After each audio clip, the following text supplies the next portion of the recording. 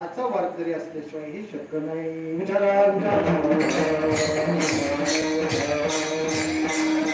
माझे ऋणानुबंध आहे आणि ते ऋणानुबंध असल्यामुळं आज तुमच्या पुढे हा सेवेचा योग आहे.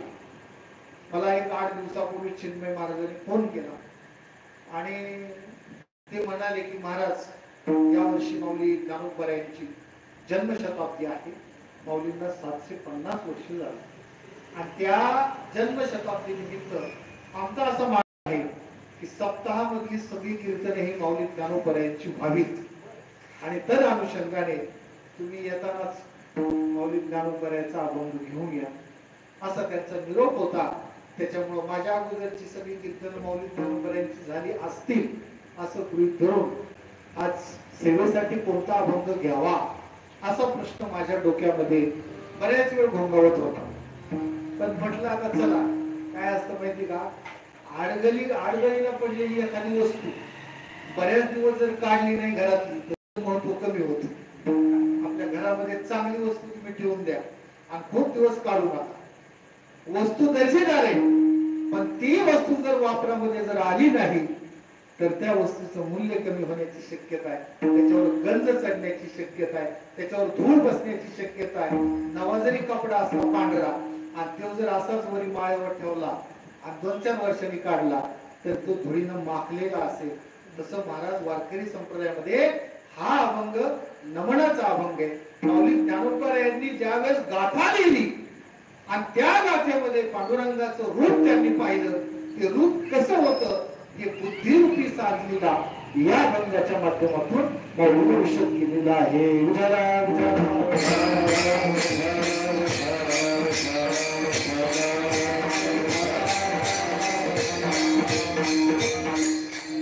चला माझ्या विषयाकडे बोलतो.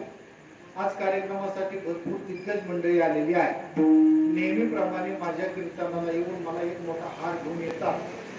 माझ्यावर त्यांचं लहान भावाप्रमाणे प्रेम आहे असे आमचे मोठे बंधू आणि करीमपुऱ्यामध्ये इथं माऊली चौकामध्ये ज्यांचं मोठं किराणा दुकान आहे असे आमचे ज्ञानदेव बापू डाके आवर्जून एक हार घेऊन येतात प्रत्येक कीर्तनाला. आमचे बापू आलेले आहेत, कृष्णा महाराज आलेले, कीर्तनासाठी अनेक मंडळी आहेत. माझे कॉलेजचे वर्गमित्र, आम्ही कॉलेजमध्ये एकत्र होतो. आमचे अण्णा भाऊ शेळके महाराज ते आज उपस्थित आहेत. आमचे गिरी महाराज आहेत, पिंपळे महाराज आहेत, साठे बाबा आहेत, उबाळे महाराज आहेत. आता ती सगळी मंडळी आणि ज्यांच्या आवाजामध्ये एवढा गोडवा आहे, ज्यांची पेटी एवढी सुंदर आहे असे आमचे देशमुख महाराज आज माझ्या कीर्तनाला आवर्जून उपस्थित आहेत. प्रत्येक वर्ष असतात बरं का. काय असतं, विद्वानाला अहंकार असतो पण हे आहेत ना, मला विद्वान समजत नाही तो भाग वेगळाच, मी विद्वान नाही पण आपला लहान भाऊ आहे आणि माझ्यावरती फार यांचं प्रेम आहे म्हणून आमचे देशमुख महाराज अनेक कार्यक्रमाला, अगदी माझ्या गावाकडं सप्ताहामध्ये सुद्धा माझी भागवत कथा होती.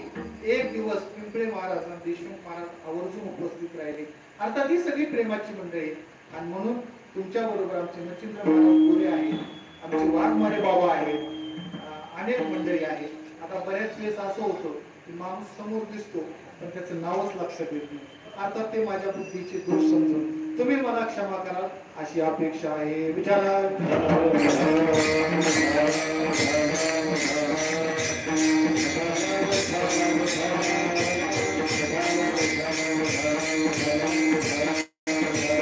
अभंग माऊली ज्ञानोबा यांचा काय असतं माहिती का, ज्या वेळेस तोंडामध्ये तुकोबऱ्या बसलेले असतात.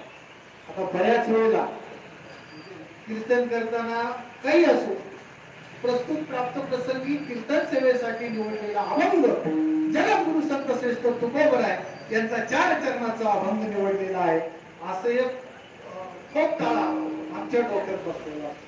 त्याच्यामुळं कीर्तनामध्ये तासभरामध्ये माझ्याकडून जर तुकोबराय आला शब्द तर मला माफ करा बरं का. म्हणजे कसं आहे, पुढे होणाऱ्या चुका आपला अगोदरच सरेंडर झालेलो बरोबर.